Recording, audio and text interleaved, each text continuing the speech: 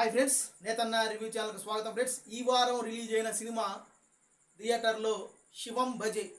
అశ్విన్ బాబు హీరోగా, అంటే మన ఓంకార్ తమ్ముడు అశ్విన్ బాబు హీరోగా అప్సర్ డైరెక్షన్లో వచ్చిన ఈ సినిమా ఈరోజు అయితే రిలీజ్ అవ్వడం జరిగింది. మరి సినిమా అయితే చూడటం జరిగింది.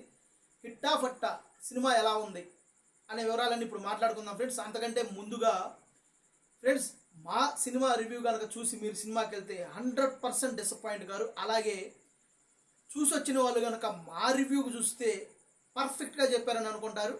ఓకే ఫ్రెండ్స్, ఇక విషయంలోకి వచ్చేస్తే అశ్విన్ బాబు గత సినిమా హితంబ భారీ హిట్ అవ్వకపోయినప్పటికీ కూడా డిసప్పాయింట్ చేసే సినిమా అయితే కాదు. నేను ఆ సినిమా రివ్యూ కూడా చెప్పినప్పుడు కూడా గొప్ప హిట్ అవ్వకపోవచ్చు, కానీ ఒక వర్గ ప్రేక్షకులకు మాత్రం బాగా నచ్చింది. కాకపోతే సినిమాలో ఎంటర్టైన్మెంట్ అంటే కామెడీ పోర్షన్ ఎక్కువగా లేదు, మొత్తం ఒకే ఫ్లోలో వెళ్తుంటుంది సినిమా.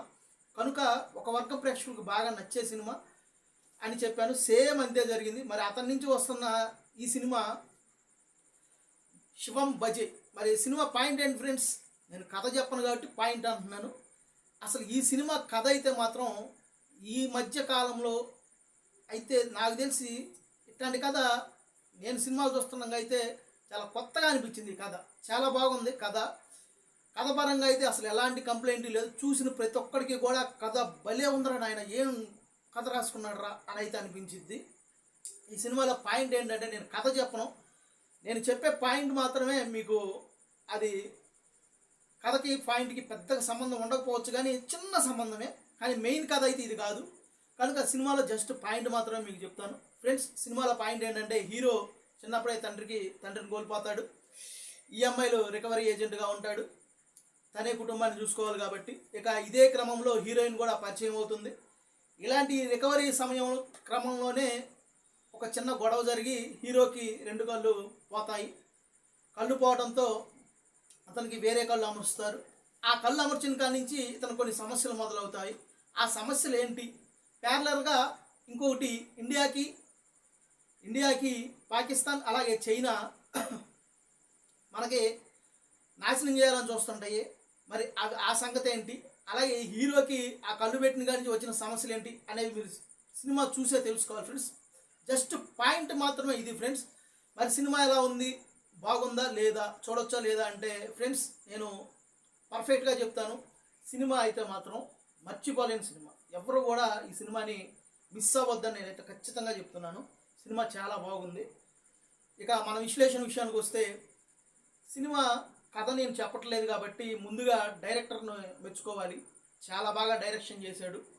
కథ కూడా చాలా బాగుంది. కొత్త డైరెక్టర్ కాబట్టి చాలా చోట్ల మిస్టేక్స్ అని అనిపించినా కూడా ఈ కథలో భాగంగా తీసిన సన్నివేశాల్లో భాగంగా అయితే కొట్టుకుపోతాయి. ఇక అశ్విన్ బాబు గురించి మాట్లాడుకుంటే చాలా పర్ఫెక్ట్గా చేశాడు ఈ సినిమాలో క్యారెక్టర్. కాకపోతే అతనిలో కామెడీ యాంగిల్ అంత గొప్పగా పేలుతున్నట్టు అయితే నాకు అనిపించలేదు. అది వీళ్ళు ఉన్నారు కానీ జబర్దస్త్ ఆర్టిస్టులు ఓకే అని అనిపించారే కానీ ఎంటర్టైన్మెంట్ పాల్స్ కొంచెం తగ్గినట్టుగా ఉన్నాయి. హీరోయిన్గా చేసిన అమ్మాయి కూడా ఓకే అని అనిపించింది.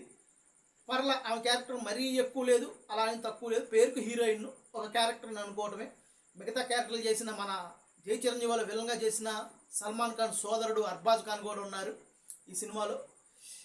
ఫ్రెండ్స్, కథ బాగుంది. డైరెక్షన్ చాలా చోట్ల కొన్ని వీక్గా ఉన్నప్పటికీ కూడా కొత్త డైరెక్టర్ కొత్త పాయింట్తో వచ్చాడు. కొన్ని సీన్లు అయితే అద్భుతంగా తీశాడు. బ్యాక్గ్రౌండ్ మ్యూజిక్ బాగుంది. కెమెరా పనితో అద్భుతంగా ఉంది. ఫస్ట్ హాఫ్ ఓకే ఏంట్రా ఇలాంటి సినిమా తీశాడు, ఏంటి ఇది ఇట్లా జరుగుతుంది ఆ సోది అనుకున్న సమయంలో ఇంటర్వెల్ సీన్ ఒకటి ఉంటుంది భయ్య. ఇంటర్వెల్ సీన్ చూసినోడికి ఎవ్వడికైనా కానీ మైండ్ ఒక్కసారిగా పేలిపోయింది. ఎందుకంటే నేను ఉదాహరణ చెప్తాను. నేను ఏ సినిమాకి వెళ్ళినా కూడా సినిమాకి సరిపోయే డబ్బులు మాత్రమే తీసుకొని సినిమాకి వెళ్తాను, బైక్ పార్కింగ్ కానీ వీటికి సంబంధించి. అంతేగాని ఇంటర్వెల్ అయిన తర్వాత కనీసం మంచినీళ్ళు కూడా తాగను నేను. ఎందుకంటే అది ఒక అదనపు ఖర్చు అని ఒకటిను, అంత క్వాలిటీగా ఉండవు అనేది ఇంకొకటి. మెయిన్ ఏంటంటే అదనపు ఖర్చు అనే. కానీ ఈ ఇంటర్వెల్ చూసిన తర్వాత నేను 2 కూల్ డ్రింక్స్ తాగాను. ఈ ఇంటర్వెల్ వచ్చిన తర్వాత ఇంటర్వెల్ సీన్ 2 కూల్ డ్రింక్స్ తాగాను. ఏంట్రా బాబు ఎట్లాంటి షాక్ ఇచ్చాడు అని అయితే అనుకున్నాను. ఎవరైనా కానీ ఈ సినిమా కథ తెలుసుకోకుండా మీరు సినిమాకి వెళ్ళండి. సేమ్ ఇదే సిచ్యువేషన్ మీకు మైండ్ బ్లాక్ అవ్వకపోతే నన్ను కామెంట్లో తిట్టండి. అంత బాగుంది ఫ్రెండ్స్. సినిమాకి అద్భుతమైన పాయింట్ అక్కడ రివీల్ చేస్తాడు. అస్సలు మైండ్ బ్లాక్ అయిపోయింది నాకు ఇంటర్వ్యూ సీన్ చూసిన తర్వాత. ఇక సెకండ్ హాఫ్ విషయానికి వస్తే ఎక్కడ కూడా తగ్గలేదు. కొన్ని చోట్ల ఇంకొంచెం ఎమోషను అలాగే ఇంకొంచెం సస్పెన్స్ ఉంటే బాగుండేది అని అనిపించింది. బ్యాక్గ్రౌండ్ మ్యూజిక్ కొన్ని చోట్ల బాగా ఇచ్చాడు, కొన్ని చోట్ల ఓకే అని అనిపించాడు, కానీ బ్యాడ్గా అయితే ఎక్కడా లేదు. కెమెరా పనితనం కూడా అద్భుతంగా ఉంది. ఇక సినిమా చివరికి వచ్చేసేసరికి లార్డ్ షో గురించి కూడా ఉండిద్ది. క్లైమాక్స్ కొంతమందికి నచ్చొచ్చు, కొంతమందికి ఓకే ఏంటి ఇలా తీశాడు అని కూడా అనుకోవచ్చు. నాకైతే ఓకే అనిపించింది. అయితే ఇదే కథ ఏదైనా ఒక నాని లాంటి, అంటే నాని లాంటి అని నాని కాదు నేను చెప్తుంది, ఆ స్థాయి హీరోకి నాని లాంటి, నాగ చైతన్య లాంటి, విజయ్ దేవరకొండ లాంటి, అంటే ఆ స్థాయి హీరోలకు పడి ఉంటే ఇండస్ట్రీ హిట్ అయ్యే సినిమా ఇది.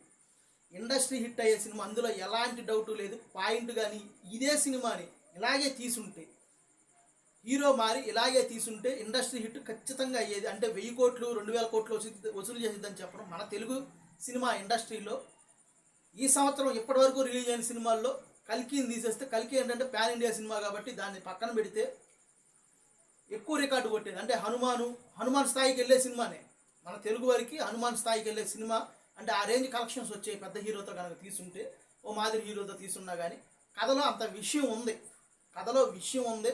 అశ్విన్ బాబు కూడా ఎక్కడ తక్కువ చేశాడని మనం అనుకోవడానికి లేదు, అద్భుతంగా చేశాడు. కానీ ఒక సినిమా ఒక స్టార్ హీరో చేస్తే ఒక రేంజ్లో ఆడిద్ది, ఒక నార్మల్ హీరో చేస్తే ఒక రేంజ్లో ఆడిద్ది, ఒక మీడియం రేంజ్ హీరో చేస్తే ఒక రేంజ్లో ఆడిద్ది. ఒక సూపర్ హిట్ సినిమా అయ్యిందంటే ఒక నార్మల్ హీరో చేస్తే సూపర్ హిట్ కొన్నాళ్ళు చెప్పుకుంటారు, కానీ అదే ఒక మీడియం రేంజ్ హీరో చేస్తే ఇండస్ట్రీ హిట్ అంటారు. అదే ఒక టాప్ హీరో చేస్తే పాన్ ఇండియా హిట్ అంటున్నారు. ఇప్పుడు సేమ్ అదే టైప్లో ఈ సినిమా ఆడేది.